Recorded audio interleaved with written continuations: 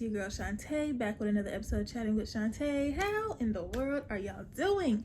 Me, I am doing fabulous. I know y'all haven't seen me. I haven't seen y'all in a hot minute. I'm not even gonna bore y'all with the details as to why I've been gone, okay? So we're gonna bypass that. Okay, but your girl has been up to a lot. I mean, I picked up a new hobby. Okay, your girl's been crocheting. Some cool things with my content's been popping off. I've been getting some stuff around here together. So your girl's been busy, okay? But I had to come on here because I don't know about y'all, but whenever I come on YouTube, specifically searching for urban fiction book recommendations, I feel I don't find any. And it's been that way for a while for me personally. Like the videos that I come across, I've already seen them. And I feel like I don't see that many options compared to other genres and other types of books. And even though I've had my Kindle for a year, so that's opened me up to discovering new authors and genres and everything, y'all know urban fiction still has my heart, all right? And I know I'm not the only person in this boat who comes to YouTube, you know, as well as other search outlets to look for urban fiction books specifically and feeling like you don't come across anything. So I wanted to come on here and give y'all about 10 or so book recommendations, urban fiction book recommendations that I think y'all will enjoy, okay? So they're all on my Kindle. And listen, my Kindle the last time y'all saw Kindle, yeah, she looked completely different. She's gone through about 2 or 3 different makeovers. But to know me is to know I love Raven, okay? My That's So Raven shirt, period, okay? Cute. And listen, everyone who knows me knows that Raven was my first ever fave. So this was just befitting, okay? So I compiled 10 or so books on here and I put them in order of authors. So I'm gonna go by author and a couple of books by them that I would recommend, okay? So if that's what you are looking for, then keep on watching. Okay, so all these books are available on Kindle Unlimited. You do not have to have an actual Kindle. You can have a Kindle, your iPad, your phone. Just as long as you have the Kindle app downloaded, you'll be able to read the book, okay? So the first author I'm gonna start with is Kimberly Brown. Baby, these 2 books right here, girl, especially this first one, let me just preface this by saying if you are not someone who really wants to read a book that's 95% spice, okay, with some vulgarity, some profanity, some lewd, explicit language and scenes, this book may not be for you, okay? And that's fine. And if you're not interested in reading about like same-sex couples, then this may not be for you, okay? And that's fine because we got other options to go through, okay? So the first book is A Naughty Offer, a 2-for-1 special. And the title alone should kind of give you some idea as to what this book is about, right? So we have Passion and Treasure. They are 2 best friends turned girlfriends, lovers. They have a great and exciting, fun relationship, really healthy. But every once in a while, they like to invite a guy into the bedroom just to jazz it up a little bit. Nothing serious, just for a little razzle dazzle. So they both meet the same guy, Mason, on 2 separate occasions, and the attraction is instant, okay, for both of them. So they agree that, okay, he's cute, so we're gonna put him through these auditions or tryouts. So the first tryout, he gets a night with Passion, and then the second tryout is a night with Treasure. And then if they both agree that he was doing his thing or whatever, then they will be able to experience him together. And then they'll make their final decision if he's the one that they want to keep around or not really. So you can only imagine how much spice is going on in this book. So then the second book by Kimberly Brown is Rhythms Blues. This recently came out, I want to say June or so of this year, so it's fairly new. And I've come to realize that the storylines where the woman gets her lick back on her no good man has become my favorite. I'm here for my sis getting her ultimate lick back, especially if she's been a down good woman and she's deciding to have her fun. Okay, so let's get into it. So our main female character is Rhythm, and she and Raheem have been in a relationship for the past few years. They grew up together, known each other since kids, and reconnected later on in life. And the whole time she's known him, he's always had this dream of becoming a successful rapper, making it out the hood, providing for his mom, you know, that big dream. And she's always supported him and believed that he could do it. So fast forward, that's exactly what happened. They moved to LA. She followed him so he could pursue his dreams. She was a supportive girlfriend, and she has her own business going on, and they are thriving, okay? Everything is good. But here recently, Raheem has been showing his behind. He's been letting this rap culture, fame, clout get to his head, and he's been acting real single. And that's a no-no. And Rhythm has had it up to here with it. So she packs her belongings, she moves out, broke up with them, and now she's getting back to getting her groove back, okay? So she decides a way to get her mind off of Raheem is to have a one-night stand, and that's where Mr. Channing comes into play, all right? So they have their one-night stand, and the plan is they have their one-night stand, they never see each other again. What could go wrong? But the thing is, Channing is the music producer that was helping Raheem with his album that's about to come out.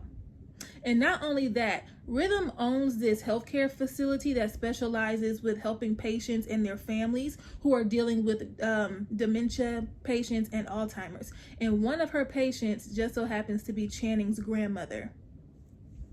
So they keep bumping into each other, and the more they bump into each other, the more they have in common, the more they're liking each other. But of course, Raheem is trying his best to win Rhythm back. But the more she's getting close to him, Channing, the less she's caring about Raheem and his attempts. So you can only imagine the drama and the mess that goes on in this book. Baby, I ate this book up. Okay, I ate this book up. I'm here for my sis getting her lick back, all right? Unintentionally, but she got her lick back, okay? So the next 3 books are all part of a series called the Danger Family series. I've read the first one, I'm reading the second one now, and I haven't started the third one. So basically, each book follows a different brother that's within this family. There's 5 siblings all together, and 3 of them are brothers. So the first book, which I read, is Tempted by Danger, and that follows Diamond. He's the youngest brother / youngest sibling in the family.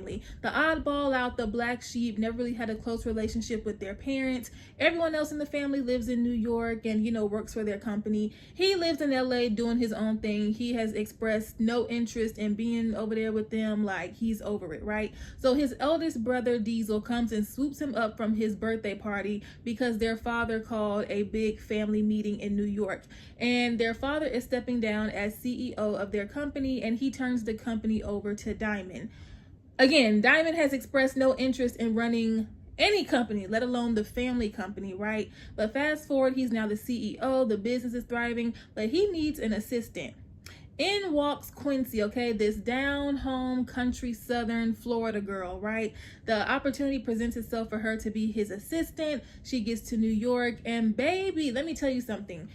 Diamond has this aura about him of being an a-hole, okay? Everyone who works for him, who encounters him, feels like he is an a-hole, and he is. But also, if you are one of the very few people that's able to really get to know him, you'll understand why he has this wall up. But he's still an a-hole, okay? And everybody else kind of just deals with it and lets him walk all over them in a way. But Quincy, she's not here for it. She's like, don't let the, Southern girl fool you. I will tell you off and get back to my job. And he's never had that before. So he's like, who are you talking to? But also, why do I like it? So then this opportunity presents itself, and he kind of bids on her, all right? And they get into this dominant, submissive relationship while also having to maintain professionalism because they're still boss and assistant. So the tension is thick and it's heavy and it's hot. Whew. This book right here, okay? And everyone who's read the entire series says each book just gets hotter and hotter with each brother. So I'm reading the second book now, which is Diesel's story, and he's the eldest sibling, the eldest brother. And I can't really say too much about it because I just kind of started it, but I will say he got introduced to some things by his father at a very early age, and that's kind of shaped him into the person that he is, now, all right, as an adult. And we meet the other female main character, and she's going through some stuff. So I'll be able to give y'all a better update once I finish it. And then, of course, I can't really talk about the third book too much, but I will say the third book is about Declan, who is Diesel's twin brother. So he's the middle brother. And everyone says that's their favorite one. That's the most intense and spicy. And I'm just like, I'm low-key scared. What we finna get into, child? I don't know. All right, y'all. So the next 2 books are by the author Bella J. Just found out about her a month or so ago, and I love her. I need to read more of her books. So the book that started me off with Bella J is 1201. Kind of going back to what I said about I'm here for the books that allow my good sis to get her lick back on a no good man. I'm here for it. So our female main character is Time, and she was engaged to a man named Malachi. And the night before their wedding, she finds out that he's been cheating on her with the woman he claimed was his cousin. So fast forward some months, him and that cousin end up getting married, and Time takes it upon herself to take a baseball bat to their wedding reception, and she tears Ish down, okay? It goes viral. It's a whole big hoopla, all right? So she lands herself in jail. Great. Does she feel remorseful? No. She's like, I'll do it again. So someone bails her out. And the person who bails her out is Malachi's twin brother, Midnight, which is a surprise because Midnight and Time don't really have the best history, and there's reasons for that. So while he's taking her to her hotel so she can, rest or whatever, he's basically telling her, listen, get your mind off of him. You were too good for him. He wasn't nothing, like blah, blah, blah, blah. So he decides that he's going to not only help her get her mind off of Malachi, but he's also going to help Time get her lick back on him. Because even though they're twin brothers, Midnight and Malachi don't have the best relationship. It's like they got each other's back, but at the same time, there's always been this silent feud between them for whatever reasons, okay? So he knows how to get under Malachi's skin. So they start posting little pictures, little videos, nothing crazy, just enough to get conversation going. Like, are they together? What they got going on? And it's more than enough to get Malachi's skin boiling, all right? And he also decides to take her to a party that his cousin hosts every single year. And let's just say this party is very interesting. Things go down at this party, and that's when they decide to hook up at this party, and it just goes from there, all right? So this book is intense, it's sexy, it's steamy, and it's described as a delusional enemies to lovers. That should reel you in right there. This book right here, baby, the drama? Yeah. Then the second book I read immediately after that by her is Bookmarked. Kind of a different tone shift, from 1201, but the romance, the spice, the everything is there. But I love the message of this book. Like the overall theme and message that the book conveys is really important. So Bookmarked is about college sweethearts Elgin and Brooklyn. They're successful, they're married, they're madly in love, like they were made for each other, but they are days away from their divorce being finalized, and you're just like, how did we get here? Like, you two are a match made in heaven, and yet y'all are days away. Any day now, y'all's divorce is going to be finalized. How did we get here? So Elgin plans this romantic getaway so they can spend their last few days as a married couple on a high note. They're able to connect away from the city and the public because he's a famous actor. So just to get away from the public eye and, have some serene, quiet time so they can connect mentally, physically, emotionally, put out everything on the table, ask those hard questions that they've always wanted to know the answer to, and just really reveal things and get it all out, right? And have some, last little hoorahs, physical hoorahs, if that makes sense, as a married couple before they have to go their separate ways. And it's such a great story. I mean, the entertainment and spice aside, it really dabbles in mental health and self-love, self-discovery, getting back to yourself, truly loving yourself before you're able to love someone else or allow someone else to love you fully. You know what I'm saying? So I thought that was such a great message. Now this next book and this next author, girl, Elle Kaysen, and the first book that I read by her is Demon's Dream.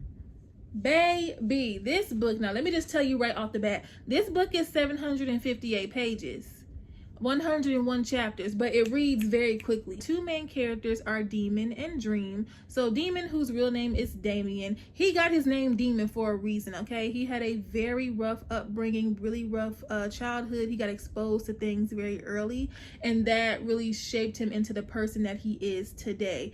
And basically, he has his reputation. You do not want to mess with Demon, okay? He is ruthless. He is unapologetic. He is bold. He's possessive. A lot of people will think that he's just a crazy, unhinged, bad guy. Is he that, or is he misunderstood? We don't know. You'll see when you read it, okay? And basically, when you hear Demon's name, you run away, whether he's in the building or not. When people hear his name, they run away in fear. And if Demon has to show up at your doorstep, it's over with. It's over with for you, okay? So we got this hardened man over here. Then on the other side, we have Dream. Now, Dream is the eldest daughter of 3. And everybody in this book, you know, they're all wealthy. They're all in like the kingpin type of business, so very wealthy. And she is the eldest daughter. She's her father's right-hand woman. She handles the business affairs. You know, she's the fixer-upper of the family, right? So her little brother is in a relationship with a girl named Crystal. But the thing is, Crystal was supposed to get married to somebody else because that's the arrangements that they have going on in this book.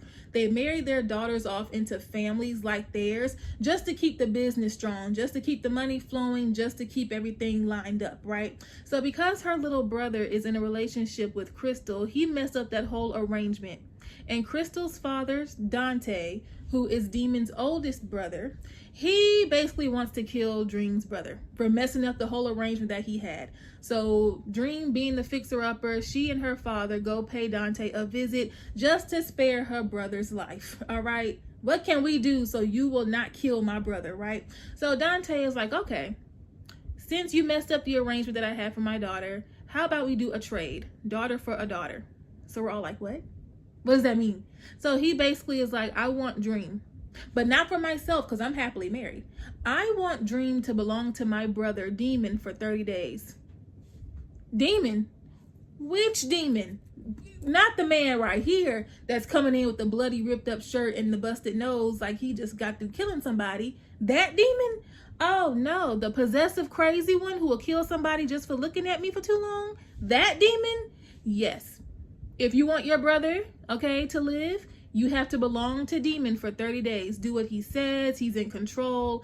And yeah, because the thing is, like I said, they married their daughters off into these different families.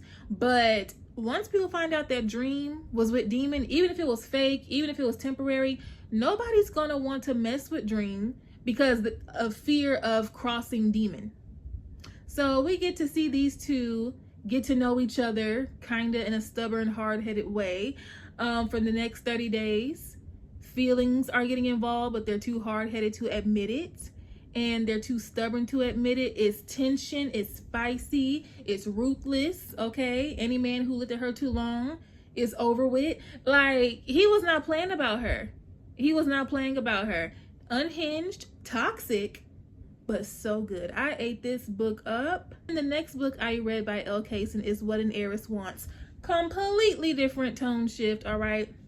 It's not as gritty and grimy and street as Demon's Dream, but the entertainment and the spice and everything is still there. So this follows Janelle and Lucas. They were married, filed for divorce, been separated for 5 years, living their own lives. Come to find out, they are still legally married. So now they are figuring out the next steps, you know, what they need to do in order to move on with the divorce. But do they really want a divorce? Like, there's still some unresolved issues. There's still some love there. There's still some questions and, you know, just things that need to be brought up, you know, and handled. And plus, they both have meddling siblings that are inserting themselves into the middle of their relationship. Get back together just as much as they want to get back together, but they're too stubborn to admit it. But it's a little tricky because Lucas is now in a relationship with a woman named Dominique. So you can only imagine the cattiness between the two women. And there's other little things that's kind of holding them back, but still reeling them into each other. Giving me all the late 90s, early 2000s for sure. And I love that. And the last book that I'm going to recommend for this video is The Wife Before by Shanora Williams. Most definitely puts you in the same vibe and feel of Verity, but its own twist, its own flavor, plus with Black people. We love it. So our main character is Samira. She's 28, kind of down on her luck, you know what I'm saying? And so she picks up this extra catering gig just to gain some extra money. And while she's at the event, she bumps into this famous golfer named Roland. She don't know nothing about him, which is one thing that he loves about her, or appreciates, you know, upon meeting her. And they hit it off very quickly. I mean, their relationship goes quickly, all right? And, you know, she learns that he was once married, but his wife is no longer here. But what she doesn't know, and what she finds out later, is that everyone believes that he is the reason for his wife's death. Ooh, okay. So he ends up moving her into the home that he shared with his ex-wife. She comes across these journals that the ex-wife kept, And in those journals, she detailed some very specific and chilling things about she and Roland's relationship from the time that they met up until most recently before her passing. And Samira is reading those journals and she's looking at Roland like, now wait a minute. Because even though he's been trying to prove himself as this good guy and not the monster that the public has made him out to be, she's noticing that some of the things that the wife wrote about him, she's kind of noticing those same behavior patterns and tendencies in real life for her own self. And so she's kind of questioning everything. And it's one of those books that you don't know who's telling the truth. You don't know who to believe until the very end. I hope this was a good lineup of urban fiction books. As I keep reading them, I will compile more lists so that way I can share them with y'all. But make sure y'all follow me on TikTok because that's where I'm the most active and I'm always talking about different books that I'm reading. But until then, I will catch y'all in the next video. And I promise I will not be away for as long as I've been away, okay? I know y'all tired of me saying that. I'm so sorry. But y'all know I love you, okay? I love you. Bye.